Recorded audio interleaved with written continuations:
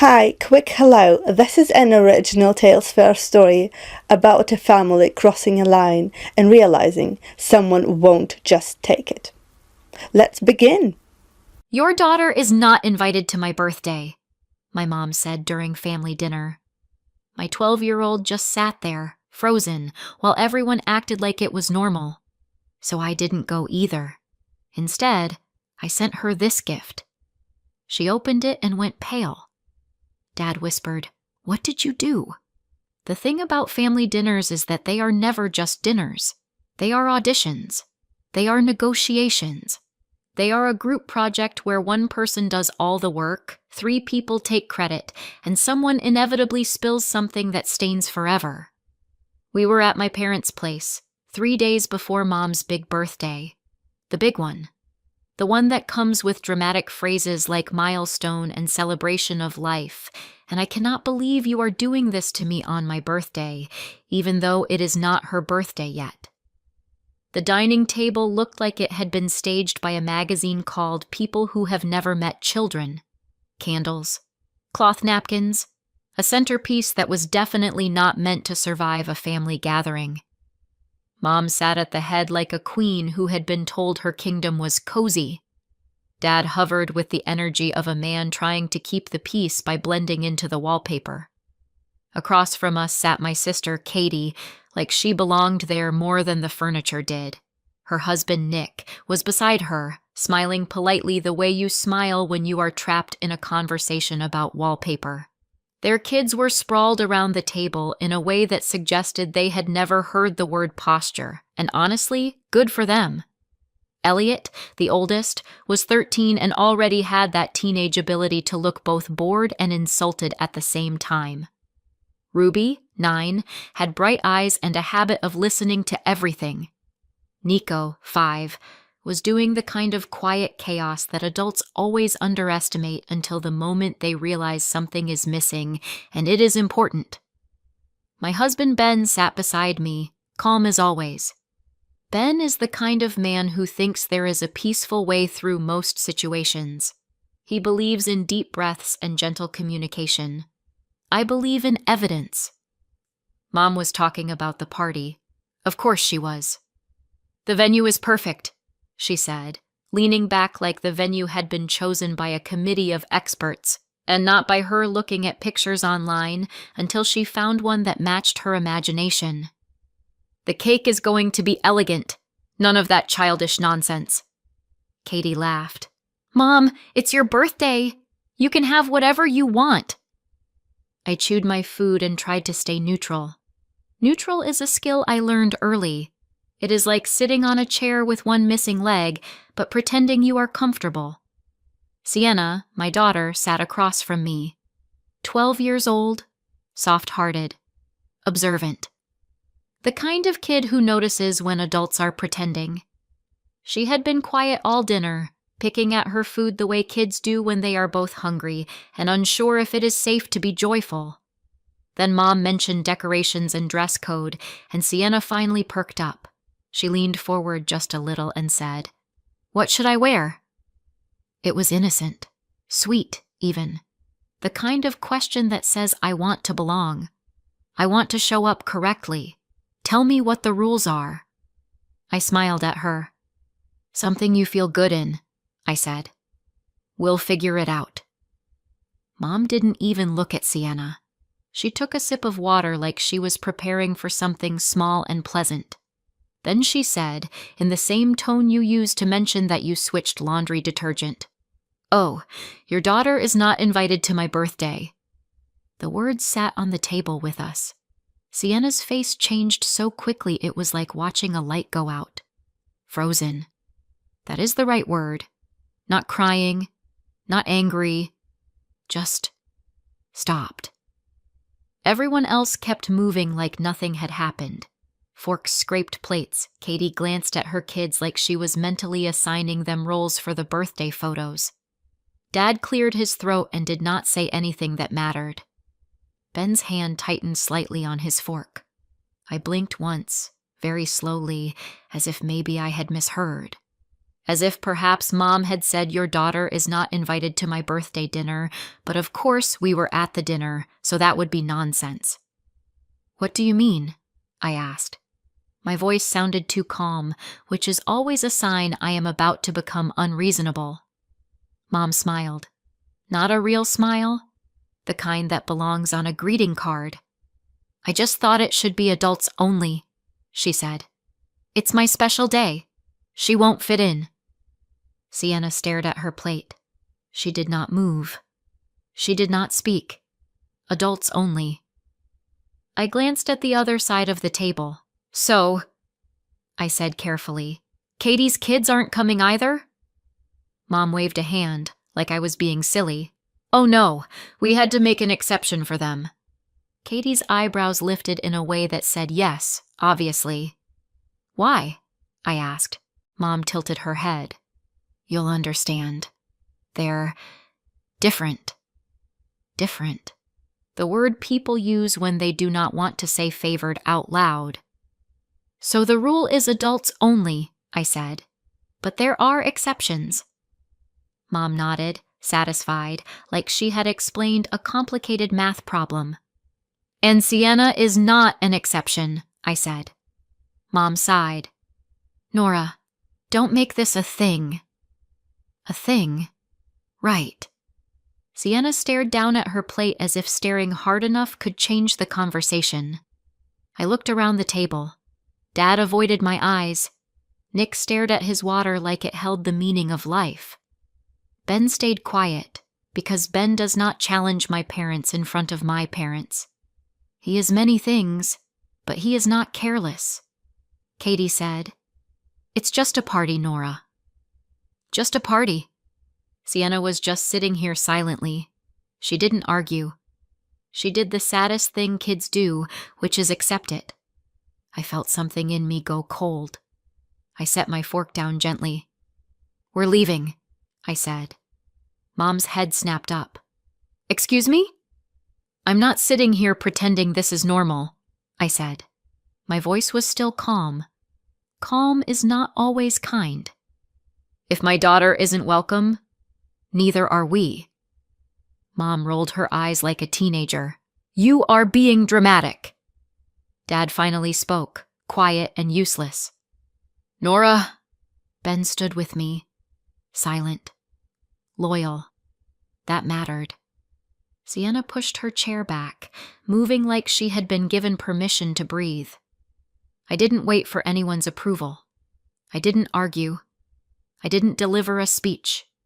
I just gathered my daughter and walked out. Behind us, Mom muttered something that landed like a familiar slap. Drama queen, as always. In the car, the silence had weight. Ben started the engine. His hands stayed steady on the wheel. He didn't look at me like I was wrong. He didn't look at me like I was right. He looked at the road like the road was the only safe thing. Sienna stared out the window. Halfway home, Ben finally spoke, softly, the way you speak when you are trying to keep a bridge from collapsing. Maybe. She really is doing adults only, he said. Maybe it's just a rule. I laughed once, short and humorless. It's not a rule if it only applies to us, I said. There were exceptions for them. Not for our kid. Ben exhaled. He understood. He always does, eventually. Sienna's voice came from the back seat, small and careful. Does Grandma love my cousins more than me? There are questions you can answer. There are questions you want to answer. And then there are questions that make you grip the steering wheel of your life and realize you are responsible for what happens next. I turned slightly in my seat, just enough to see her face. Sienna was doing that brave kid thing again, trying to hold it together because she didn't want to make it worse. My chest hurt. I wanted to tell her Grandma loves everyone equally. I wanted to tell her it was a misunderstanding. I wanted to tell her none of it mattered. But I could not lie to my child's face, not about something she already knew in her bones. So I said the only honest thing I could say without breaking her. I love you. I told her.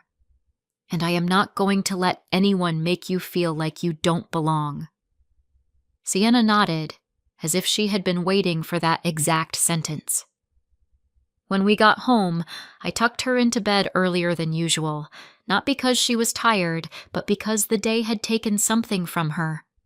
Then I sat in my kitchen, staring at nothing, while the anger gathered itself into something sharper.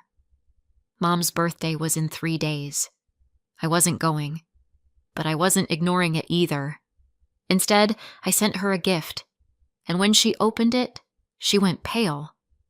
Dad whispered, "What did you do?"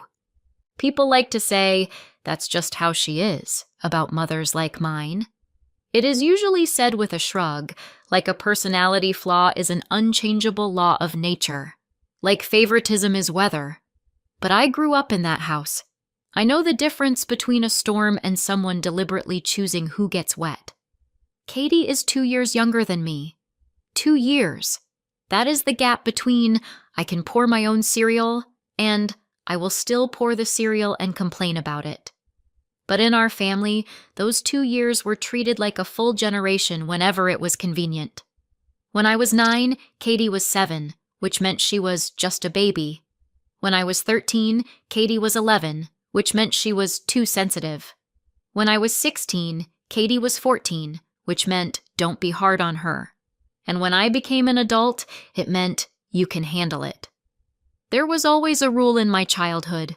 Rules were Mom's favorite tool. They looked fair from the outside.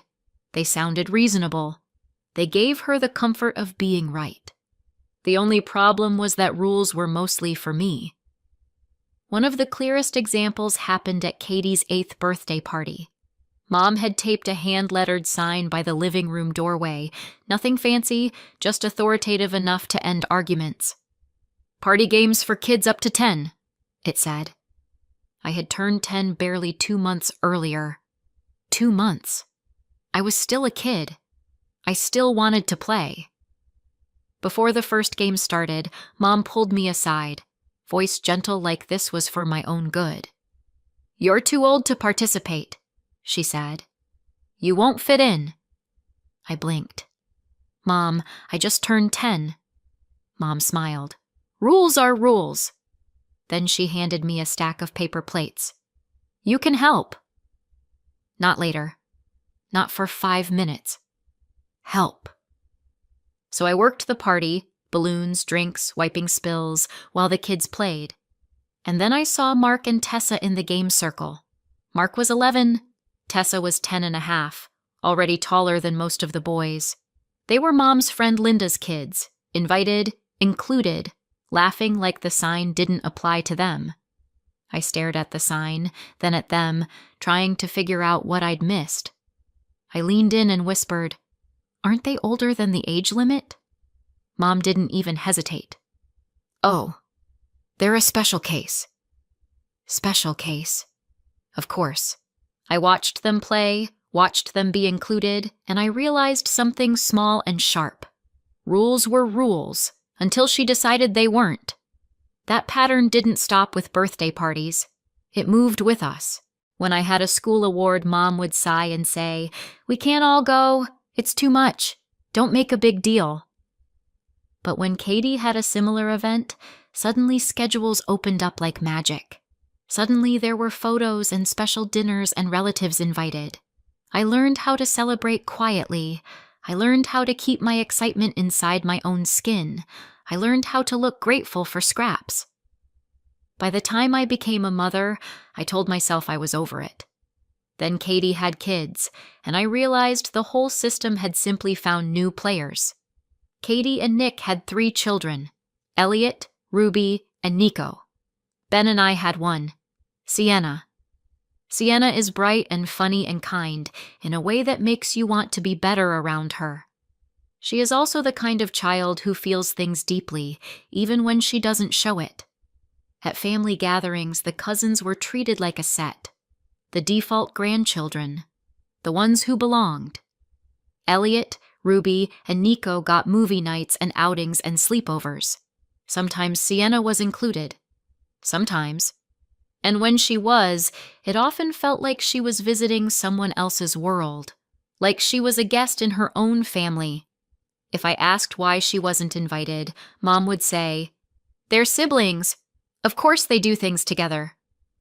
As if Sienna being a cousin meant she was automatically less connected. As if my daughter being my daughter meant she was somehow optional. Sienna never complained outright. She pretended she didn't care. I did not pretend. I watched her come home quieter. I watched her hesitate before asking if she was invited. I watched her learn to expect less. Then came the money. At some point, my parents started needing help. It began the usual way: one bill, one repair, one tight month. Mom framed it like fairness. "Both of you contribute equally," she said, meaning Katie and me. "It's only right." So I agreed, because I'd been trained to be reasonable. Then the exception showed up, right on schedule. Katie couldn't do equal because she had 3 kids. Money was tight. Life was hard. Mom said it like it was gravity. And me? I had 1 child, which apparently meant I had extra. Without anyone ever naming it, the numbers shifted. Katie's share shrank. Mine grew. And eventually, I was covering most of it. Then my parents' mortgage became a problem. Mom swore it was temporary, just until they got back on their feet, so I agreed to pay half. That temporary half lasted 5 years. And when Mom's milestone birthday approached, they opened a shared account for party expenses. Communal, fair, practical. Most of the money in it was mine. Katie and Mom planned everything, picked everything, booked everything. And they used the card linked to that account like it was simply there for them, like my role was funding, not family. I kept telling myself it wasn't worth a fight. Then Sienna asked what to wear, and Mom told her she wasn't invited. That's when I stopped making excuses. That's when I decided the pattern ends here. The morning after family dinner, I woke up with a strange sensation. Peace. Not the gentle kind. Not the soft kind. The kind that comes when you finally decide something and the endless mental arguing stops. Ben was making coffee. He glanced at me the way he always does when he knows something is coming. I said it simply. "We're not going." He paused. "Not going where?" "My mom's birthday," I said. "None of us." Ben didn't argue. Not immediately. He set the mug down slowly, like it might crack the counter if he moved too fast. "Are you sure?" he asked. "It's your mom's big birthday." I nodded. "If Sienna isn't welcome, neither are we." Sienna came in rubbing her eyes, hair a mess, still wearing yesterday's sadness in the way she moved. I told her, "We're not going." Her shoulders dropped like she'd been holding her breath for 24 hours. "Oh," she said quietly, then smaller. "Okay." Relief looks different on kids. It doesn't always look like happiness. Sometimes it looks like your body finally unclenching. I watched her and felt my resolve harden. Then I opened my banking app. I did not cry. I did not rant. I did not draft imaginary speeches. I acted. First, the standing order labeled mortgage help. 950 euros a month. Cancelled. Second, family support. 300 euros a month. Cancelled. Third, utilities top up. 120 euros a month. Cancelled. Click, click, click. It was almost ridiculous how easy it was. 5 years of pressure and obligation undone in 30 seconds and a biometric scan. I stared at the screen for a moment and thought, this is why they liked the arrangement. It required nothing from them except my compliance. Then I dealt with the party account. There was a virtual card connected to it, a convenient little tool, shared in the sense that everyone benefited from it, and I carried the responsibility. Some charges had already gone through. Deposits, initial payments. but the big ones were still coming. The kind that land right before an event when vendors finalize totals and venues take their cut. Mom had assumed that card would keep working. She had assumed, as always, that my role was to fund and endure. I froze the card. Blocked. Disabled. However the app wanted to phrase it, the result was the same. Any attempt to charge it would fail. Then I opened the shared account balance. 4,800 euros. My contributions? 4,200. I transferred my money back to myself. Not dramatically. Not with a note. Not with a warning. Just quietly. Like taking back something that was mine. If my daughter wasn't welcome, my money wasn't welcome either. Now came the gift. I bought a simple box, wrapped it neatly. Nothing flashy, nothing that screamed, "I am about to ruin your party." Inside, I placed a letter. The letter was the real gift, the kind you remember. I wrote it carefully, not in anger, not with insults, just with the truth, stated plainly, like a boundary you can't pretend you didn't hear. This is what I wrote. Mom, I've spent years making excuses for you.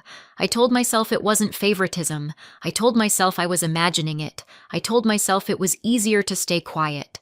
But you crossed a line you can't uncross when you excluded my daughter from your birthday while inviting your other grandchildren. You said it sweetly, like it was nothing, like she wouldn't understand. She understood. I watched her go still at that dinner table. I watched her try not to cry. I am a mother first. My job is to protect my child, and I will not keep bringing her into rooms where she is treated like she matters less. From today, we will not be attending your birthday. We will not be coming to family events, and we will not be continuing contact. Do not call me. Do not text me. Do not ask other people to pass messages. And because there will be no relationship, there will be no financial support. I am withdrawing all support effective immediately. I hope you have the life you built. Goodbye. I folded the letter once, then again, and slid it into the box like it belonged there. Now I needed it delivered. I chose the simplest method, the one that couldn't be accidentally forgotten. I mailed it, timed so it would arrive on the day of the party, so it would be opened when gifts were opened, so it would land in the exact moment Mom expected applause. Then I waited.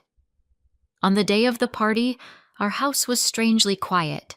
Ben took Sienna out for ice cream, not as a reward, not as a distraction, just as a small statement.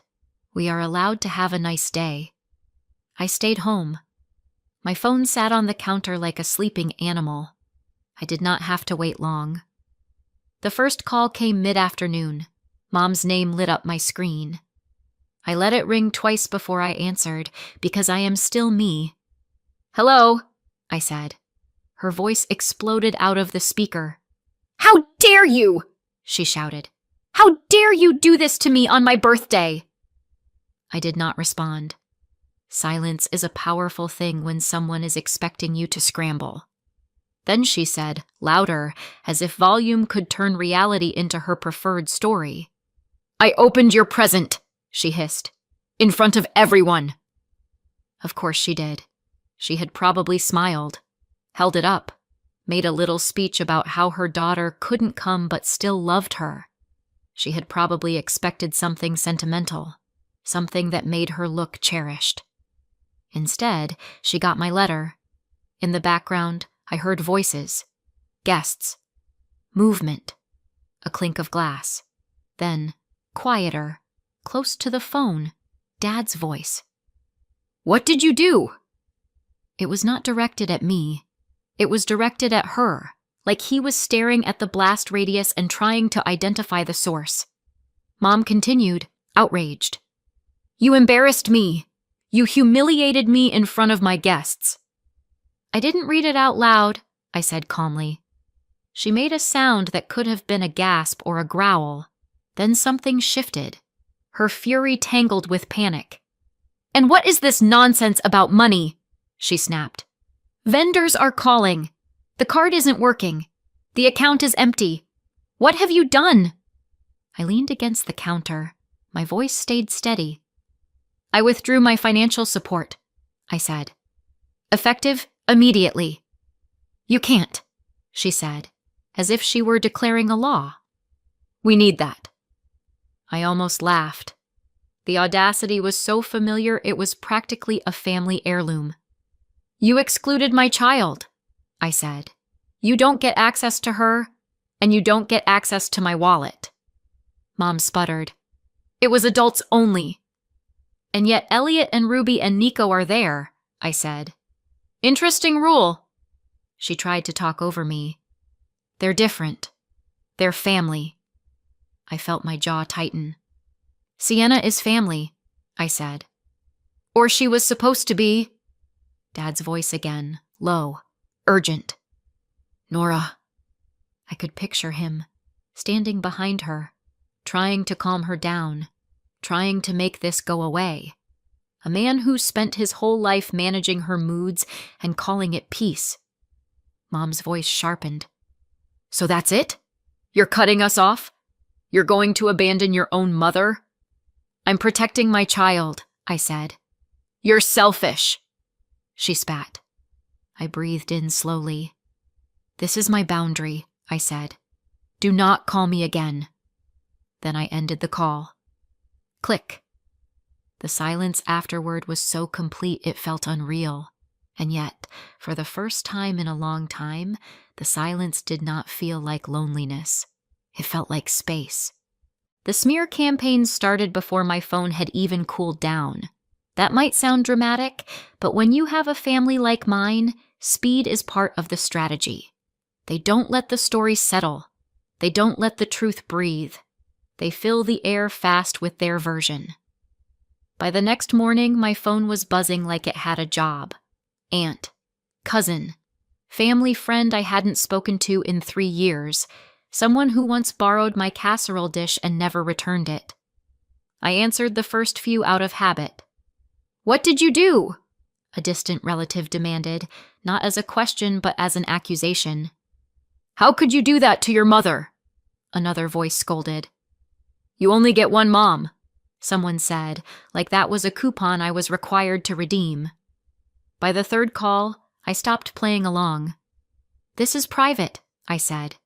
I'm not discussing it. Some people huffed and hung up. Some people tried again. But she's your mother. Yes, I said, and this is still private. A few people, the ones I actually cared about, asked differently. They didn't lead with judgment. They led with concern. Nora, one of my cousins said quietly. What happened? So I told her.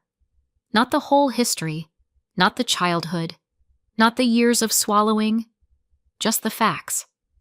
I've been financially supporting them for years, I said, and they uninvited Sienna from the birthday while inviting the other grandkids. They called it adults only.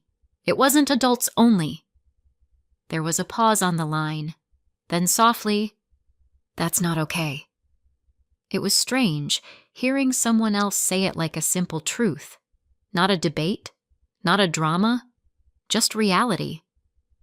A few more close people heard the same summary and reacted the same way. Shock first, then clarity, and then, as if my parents were determined to prove my point. The next escalation arrived in the mail. A bill. A real one. Printed letterhead, payment terms, the whole thing. 2,360 euros for the birthday venue's final balance, due in 5 days. Line items and all. Room rental, staffing, bar deposit, late add guest count. And under responsible party/billing contact, my name, my phone number, my email. I stared at it for a full minute, waiting for it to become less absurd. It didn't. So I called the number on the invoice. Calm, polite, and very, very clear. I did not sign this, I told the vendor. I did not authorize this. I am not paying this. The person on the other end sounded tired, which I understood. Everyone is tired. Your name is on the contract, she said. Then someone put it there. I replied. Without my consent. You need to pursue the actual organizer or signatory. There was another pause, the kind where paperwork shifts. I'll make a note, she said. Please do, I said, and please remove my contact information from this account. When I ended the call, I felt a grim sort of satisfaction. Not joy, not victory, just the feeling of finally refusing to carry someone else's choices. That afternoon, the knocking started. Not a polite tap, not a normal hello. Pounding. Ben looked at me from the kitchen, eyebrows raised. Sienna was doing homework at the table. She froze at the sound, the same way she froze at the dinner table. I immediately hated that. Go to your room, I told her gently. Put your headphones on. She hesitated. Is it, Grandma? I didn't lie. Yes, I said. But you are safe. Go, she nodded and disappeared down the hall. Ben moved closer to me, quiet support in human form. I opened the door. There they were. Mom and Dad in front, faces tight with outrage and desperation. Katie beside them, jaw set like she had arrived to win. Nick slightly behind, looking exactly like a man who wanted to be anywhere else. Mom shoved words toward me like she could force them inside. Can you at least pay for the birthday? She demanded. Do you know what you did? We were already in debt. We cannot pay anything. How are we supposed to manage? I blinked. You're asking me to pay for a party I wasn't welcome at. Dad tried to soften it. Nora, just help us get through this. My mother cut him off. You have money. You always have money. I almost smiled. It was a reflex. Dry humor is sometimes the only thing standing between you and screaming. Yes, I said. I have money because I work, because Ben works, because we budget. I was paying your bills. Katie stepped forward. This is unfair, she said, like she was announcing a verdict. We have 3 children. I looked at her. Really looked. And that means what? I asked. That I finance your life because you had more kids than I did? Katie's eyes flashed. You're acting like we did something wrong. I laughed quietly. You mean besides excluding my daughter from her grandmother's birthday and pretending it was a rule? Mom snapped. It was adults only. Stop pretending, I said. I leaned against the doorframe. You don't treat me like a daughter, I continued. You don't treat Sienna like a granddaughter. And you still want my money. Dad's face pinched. That's not fair. It's accurate, I said. Mom's voice rose. Family helps family. I nodded slowly. You're right. Family helps family. Family doesn't single out a child and call it a rule. I'm stepping out of the role you assigned me, the one where I pay and smile while my child is treated like she's optional. Nick shifted his weight, eyes focused somewhere above my shoulder like he was watching an invisible clock. Mom pushed forward again. So you're really doing this? You're really cutting us off? Yes, I said. Her eyes narrowed.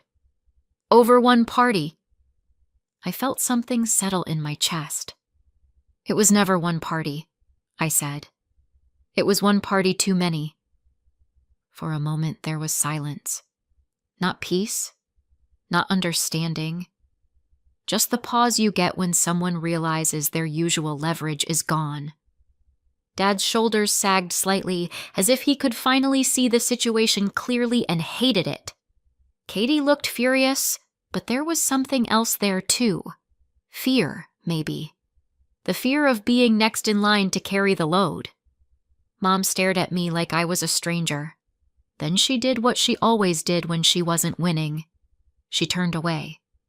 This is unbelievable, she spat. After everything we've done for you. Ben's hand brushed my back, a quiet reminder.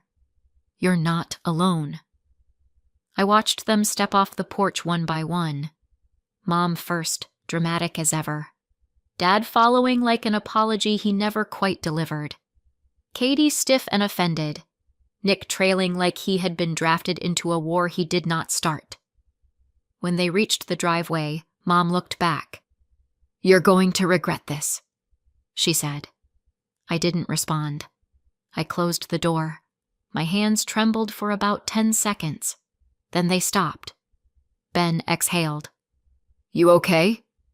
I nodded, even though my throat was tight. Sienna's bedroom door opened a crack. Her eyes peeked out, cautious. "It's gone?" she asked. "Yes," I said. They left. She came down the hall slowly, like she was stepping back into a world she wasn't sure was stable. Ben knelt beside her. "You're okay," he said softly. Sienna looked at me. "Are we in trouble?" That question broke something in me. Not the strong part. The old part. The part that remembered being a kid and thinking adults' anger was a law you couldn't escape. I crouched in front of her. "No," I said. "You're not in trouble. None of this is your fault. And I'm not going to let anyone treat you like you don't matter." Sienna swallowed. Then she nodded. And for the first time since that dinner, she looked lighter. 6 months later, our house felt different. Not quieter. Lighter. Sienna started singing again, just under her breath while she did homework. Ben would catch my eye over his coffee like, "See?" And I stopped flinching every time my phone buzzed. We had money again. Real money. When you stop paying someone else's mortgage, you can replace a broken dishwasher without a family summit. The guilt attempts still came. Cousins checking in, family friends not taking sides while absolutely taking sides. I kept my replies short. Sometimes I didn't reply at all. Through the grapevine, I heard the part that mattered. They adjusted. My parents downsized. Mom picked up part-time work. Katie got a proper job. They survived. They always could. They just preferred not to, when I was available. A full year passed with no contact. Then one afternoon my phone rang. "Katie." Sienna was out with a friend. "Good." I answered anyway. "Hey," Katie said. Her voice didn't sound brave. It sounded tired. "Mom's been... a lot." I let the silence do its job. "She's been asking me for help," Katie admitted. "Money, time, everything." Then quieter. "And I didn't realize how much you were doing. Not really." I leaned back in my chair. "And the birthday?" I asked. Katie hesitated. "Yeah," she said. "I get it now. What she said about Sienna, it wasn't right. It didn't erase anything. It didn't fix the past. But it was the closest thing to accountability our family had ever managed. I'm not calling to pull you back in," she added quickly. "I just wanted you to know." "Okay," I said. And for once, that was enough. When I hung up, Ben looked over. "How do you feel?" I didn't have to think. "Steady," I said, because my home was calm. My daughter was safe. And my life no longer depended on earning love from people who treated her like an exception. That was the payoff. That was the point. Do you think grandparents are worth it if they treat one child like an exception? Would you stay no contact or allow contact only with strict rules? Let me know in the comments and subscribe for more stories.